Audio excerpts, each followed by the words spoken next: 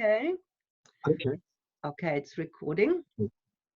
Cool. Good. So Arno, thank you for making this meeting possible after we had a few technical hiccups.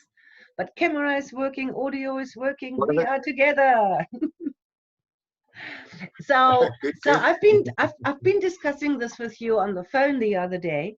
That I have, can you believe it? I've never done an online hypnotherapy session. I've never done it over the phone or over Skype or over any platform. Sure. Okay. And and Yeah. you told me on the phone that you do it so often, it's almost the new normal for you. So Yeah. Yeah. so Yes. I would be really interested to learn, because Uh-huh. obviously I don't want to go out and do what I think is right and then fail. Mm. I don't like failing. And I know some of our Okay. members are doing it already, but perhaps they can Yes. learn a thing or two from you. So would you in principle be willing to share your experience with all the members? Absolutely. Absolutely. Yeah, it's surprisingly easy, but there are a few secrets to making your online sessions effective. Yeah. Okay. So, do you think, I mean, it's hard to answer, but would you say that you have similar results with online sessions than you have with one-on-ones? I prefer one-on-one. I think, we know from the studies that most of the communication is sub-communication or subconscious communication, which is, uh, tonality and body language. So obviously, if they're not in your presence, then they can't get the full impact of the body language. Hmm. And yet, with the online sessions, there are certain benefits. For instance, if they're using earphones, then your voice will be the only thing they hear, which means that amplifies the effect of the hypnosis. So there are Clever. pros and cons. But yeah, I personally prefer one-on-one. I think it's just that little bit more effective. And yet, the online sessions doesn't lag far behind. I think it's definitely worth it, adding it, especially in these times. Yeah, because I put yesterday something on the Sci forum, which I didn't get any conclusive answers whether we fall under professional services or not. Because Mm. in phase 4, I think professional services are allowed to resume. Um, but social distancing is going to be staying with us for a long time. Yeah. And Yeah. even though it's one-on-one, and I've been thinking about what kind of measures to take in the therapy room to keep me and my clients safe. And it's Of pretty course. obvious what you can do there. But Mm. if you Yeah. can add the if you can offer online sessions, that would be the jackpot. Tell me one thing, do Yeah. you do it with everybody or only with clients that you've seen prior? I prefer to do it with clients I've seen prior. So, normally if a client calls me, most of my online sessions with clients in Australia, New Zealand, and up in Africa, and most of these are people that have immigrated. So then it's people that have seen me already, and then everything is in place.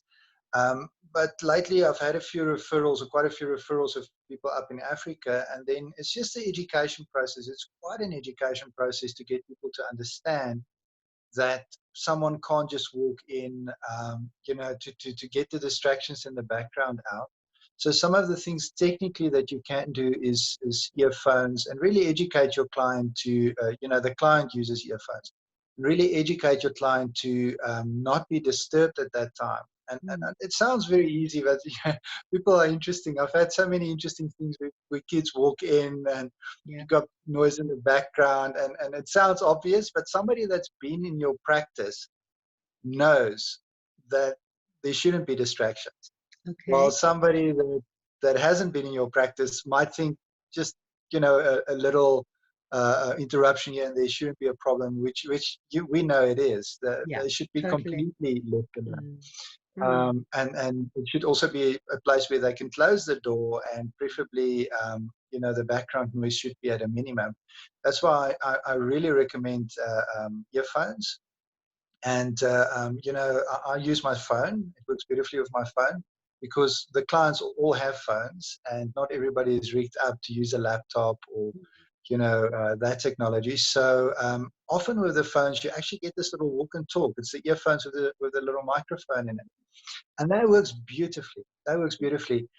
It cuts out enough sound, background sound, and at the same time, it's not noise cancelling, which the reason why I'm mentioning that is if the client can't hear themselves, which is often the case with headphones, then it also has a negative effect on the session. Okay. So you want something like earphones that they can still have enough background sound coming through, but not anything that's disturbing or disrupting the session.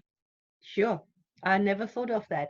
Arno, I think you really got me interested. I think let me take this little teaser, make it a video, and make it available to our members, and put a poll out there. So how many people would be interested in us doing more of these videos or a webinar? We'll see which one makes more sense. To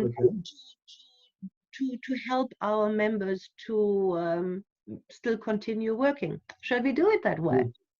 Oh, absolutely, absolutely. In closing, I can just say, for me, it was beautiful. When the lockdown started, I actually thought, you know what, the universe is giving me a break. I'm going to use this opportunity to just pay attention to the kids and give them quality time. And then the way it worked, the very first day, a client contacted me and said, it's urgent, we need to do a session. And then I did the online session. And then it just escalated from there to the point that I'm now doing the session every single day, at least one session every single day. So the lockdown and the social distancing does not need to affect your sessions or your income. You can definitely continue, and they really enjoy it. And some clients are actually starting to prefer it because they don't need to drive. Yeah. They can do it from home or their office. I So yeah. Do you charge the same for online than one-on-one? Yes. Yeah. You Completely. make no difference. I wouldn't charge less because that would devalue the actual hypnosis. So a client would also automatically think that an online session would be less effective if you charge less. Yes. So I would charge the same. Yeah, you might even consider charging a bit more. You know, just because you know, depending on how you're framing it. If you're framing it as a special service just for emergencies, then you can definitely consider charging a bit more. But if this is becoming the norm for you and you're doing lots of these sessions, I would just charge the same. Fantastic. Thank you so much for that info. I can't wait to start. So let me put this video together, put it on make it available to the members. Let's see whether you get enough support, because obviously you're not going to do this just for one or two people. So we want a healthy support on this, and then we'll see what happens. Okay. Great.